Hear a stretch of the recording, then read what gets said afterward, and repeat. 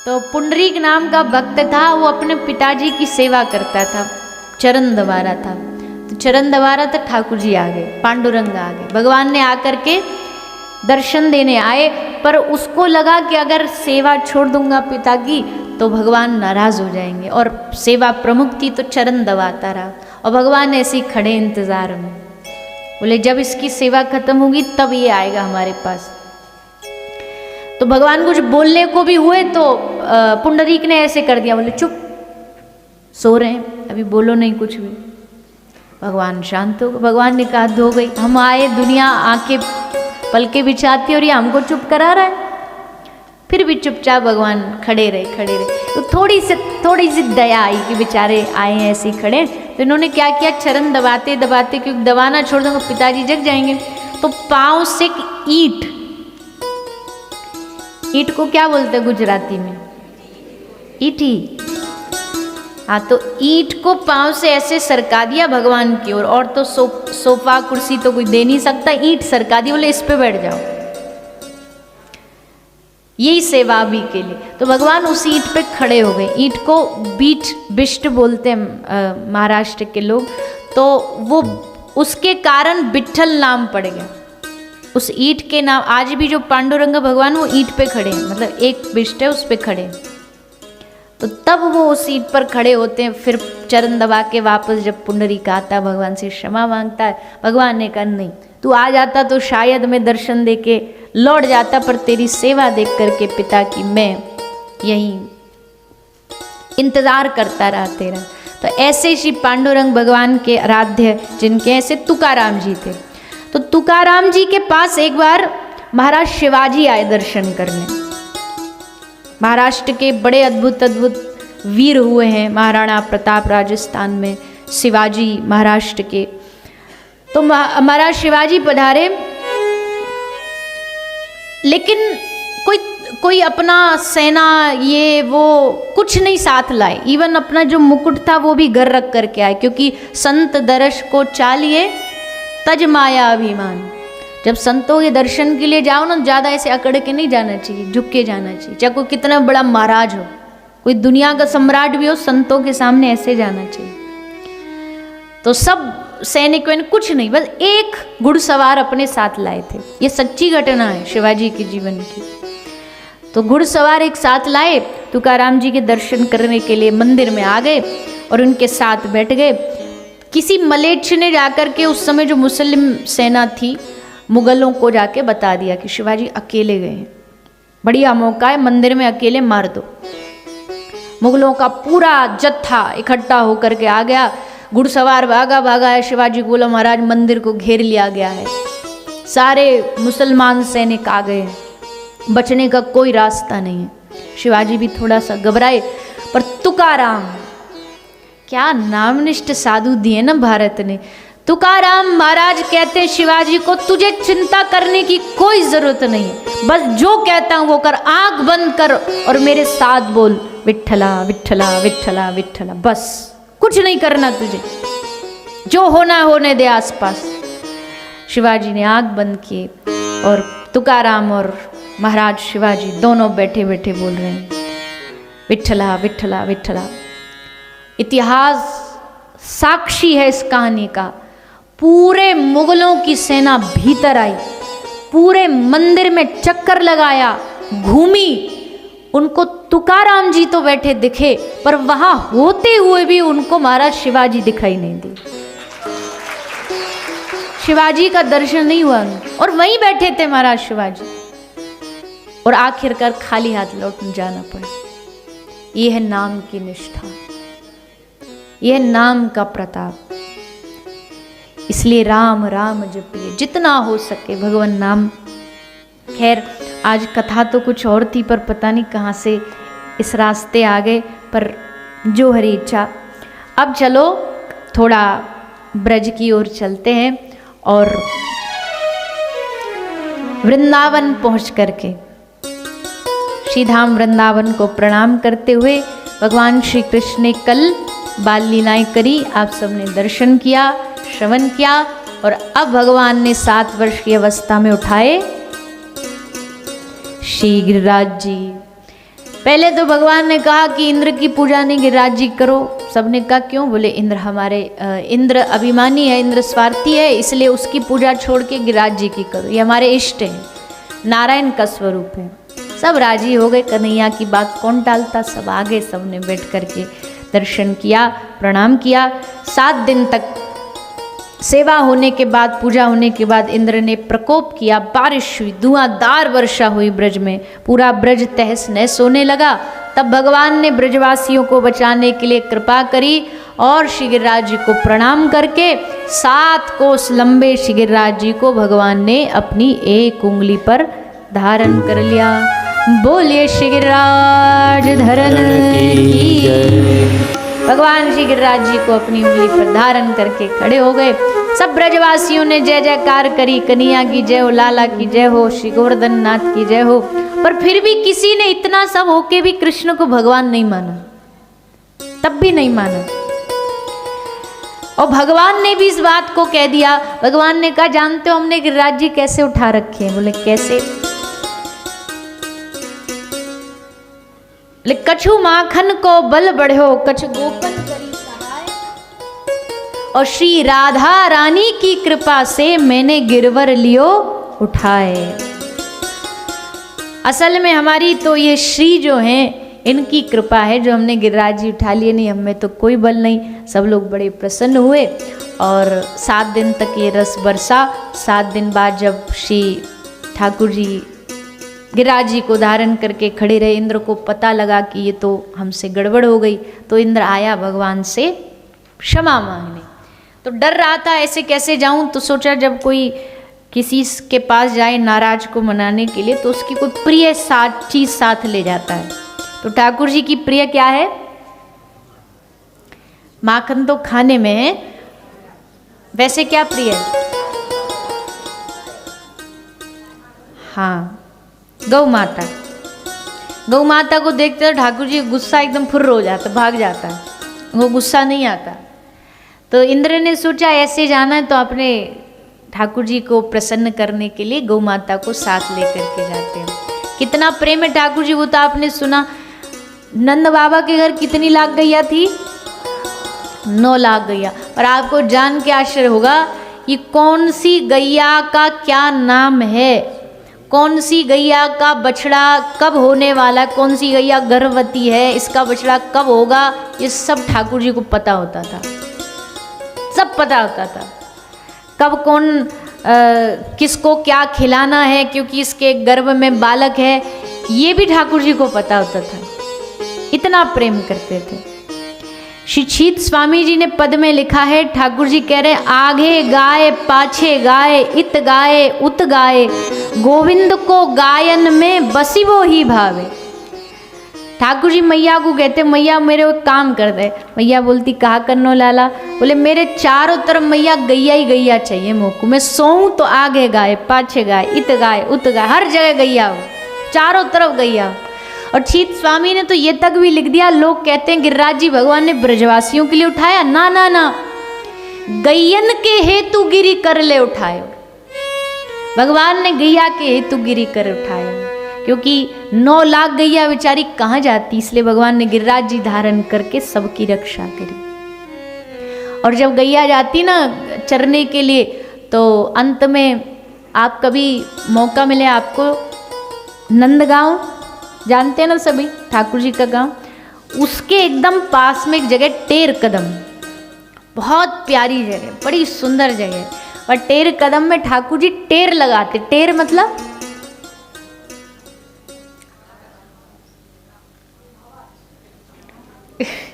आवाज कह लो, जैसे जोर से नहीं बोलते ए नंद के छोरा, जोर से आवाज लगाना। वैसे इसको ब्रज में हेला देना भी बोलते हैं, बोले हेला दे के बुलाना, तो टेर लगाते। और वहाँ ठाकुर जी की छोटी छोटी गैया बनी हुई हैं। एक का नाम है कारी, एक का नाम है धौरी, एक का नाम है धूमर। कारी कामर धौरी धूमर सब ठाकुर जी गैयान के नाम है। बड़ा सुंदर जगह, वो लगे ऐसा साक्षात वृंदावन। भागवत में लिखा है, सुखदेव जी कहते हैं आज भगवान ने रास करने का मन बनाया, मन हुआ नहीं। जैसे हम नहीं कहते आज मेरा ये खाने का मन है, आज मेरा यहाँ जाने का मन कर रहा है, तो इसका मतलब हम मन के वश में हैं, क्योंकि मन ने कहा ये खाना इसलिए हम खा रहे हैं। पर ठाकुर जी मन के वश में थोड़ी है। भगवान ने आज स्पेशली, वेद कहते हैं कि भगवान अमना है, भगवान के पास मन ही नहीं है, पर आज भगवान ने रास करने के लिए स्पेशली मन बनवाया। किससे? योग माया मुपाश्रित, योग माया के आश्रित होकर भगवान ने मन का निर्माण किया कि आज मुझे रास करना।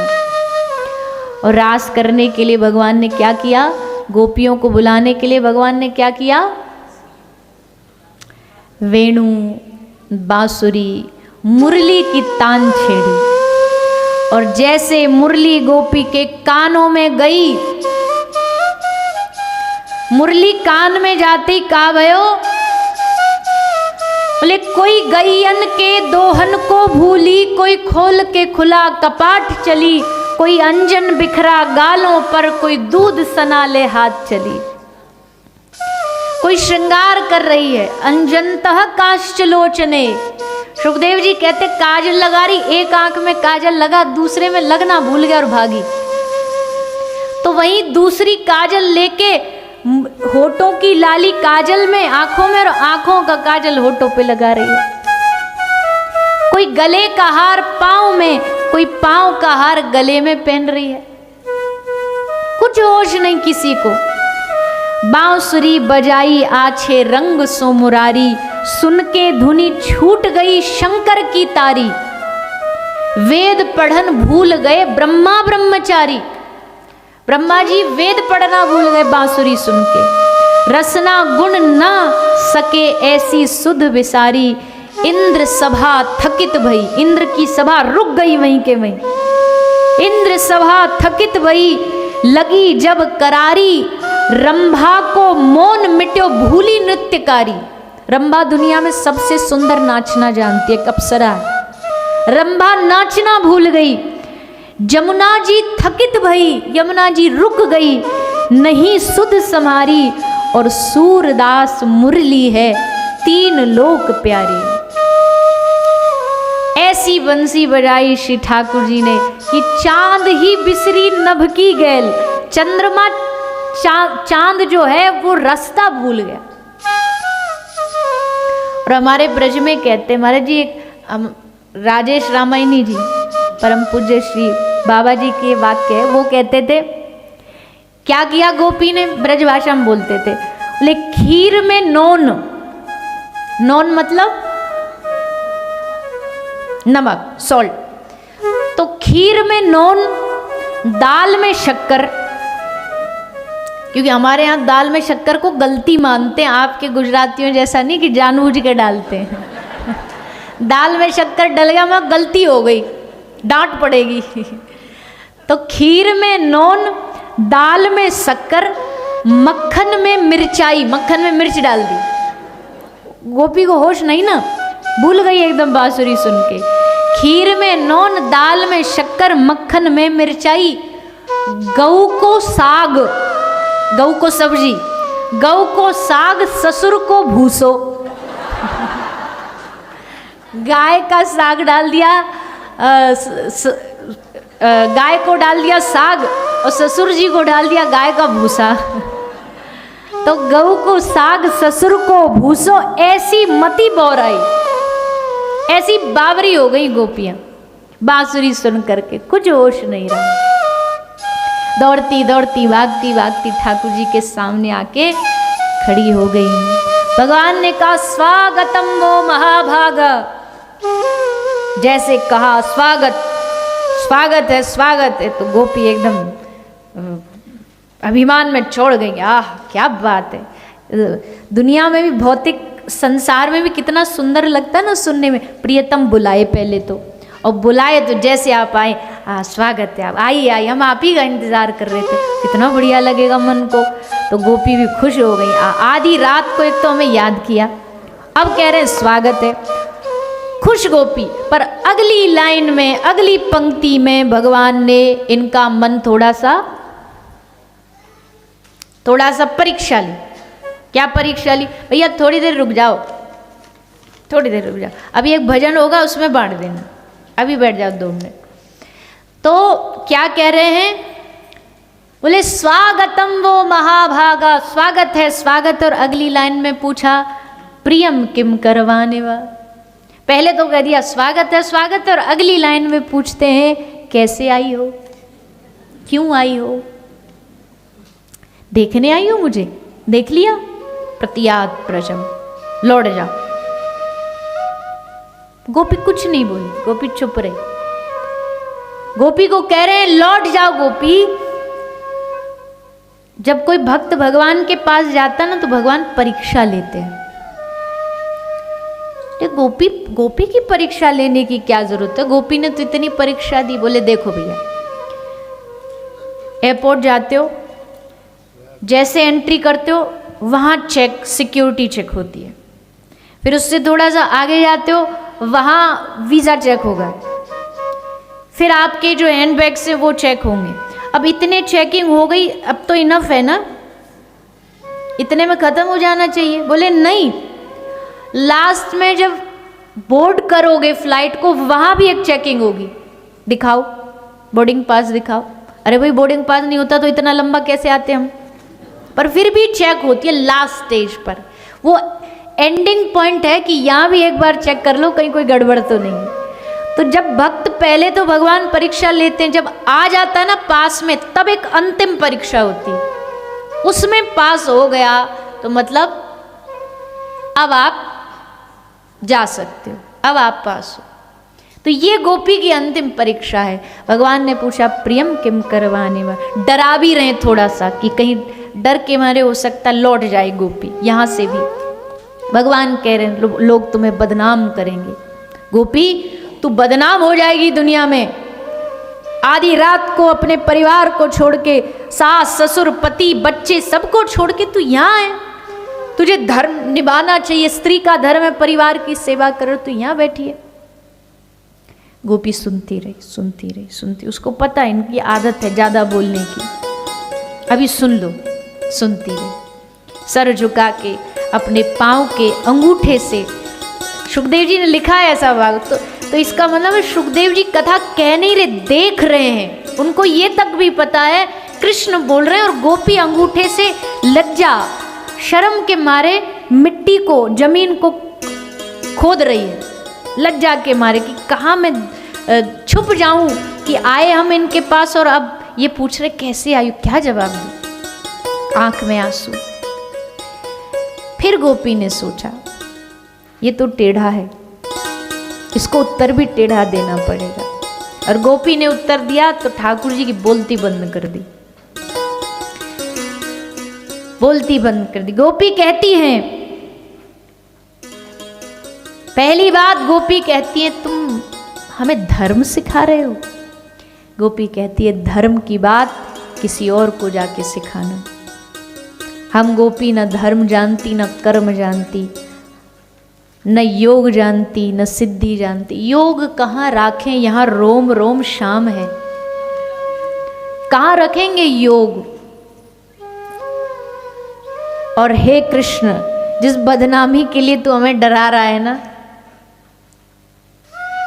इज्जत सम्मान नाम, इसको तो हम गोपियां कब की जला करके खाक कर चुकी हैं। ना हमें सम्मान से फर्क पड़ता है ना अपमान से। सारी दुनिया भी अगर हमारा बदनाम करे, अरे अच्छा है ना, कृष्ण के लिए बदनाम हो जाए, इससे बड़ी और कृपा क्या होगी? भगवान के लिए बदनामी मिलना तो दुनिया की सबसे बड़ी कृपा है। तू कहता है धर्म निभा, परिवार की सेवा करना धर्म है, हम जानती हैं। परिवार को त्यागना अधर्म है, ये भी हम जानती हैं। लेकिन हे कृष्ण, धर्म और अधर्म से परे एक और धर्म है जिसका नाम है परम धर्म।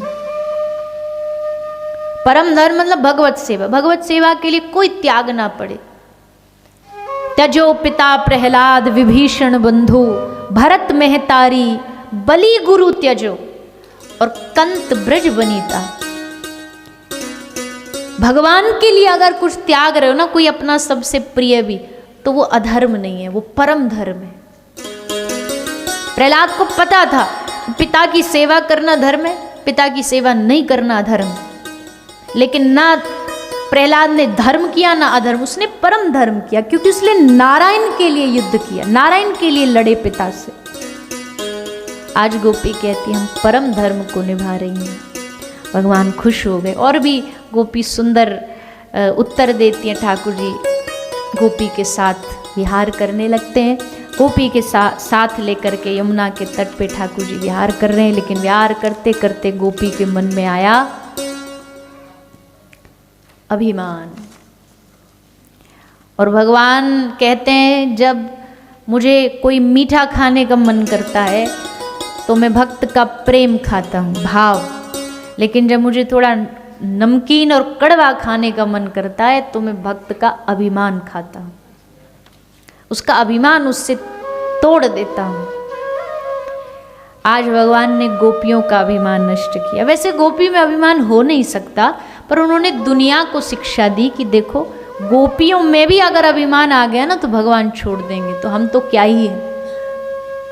और अभिमान भी किसका? सौभाग्य मद, सौभाग्य मद। सौभाग्य मद क्या होता है? बोले सारे वेम्बली में, सारे लंदन में हम ही हैं बस जिनको कथा सुनने मिली है, कितने भाग्यशाली हैं। ये भी अभिमान है, ये सौभाग्य का मद है, इसको सौभाग्य मद बोलते हैं।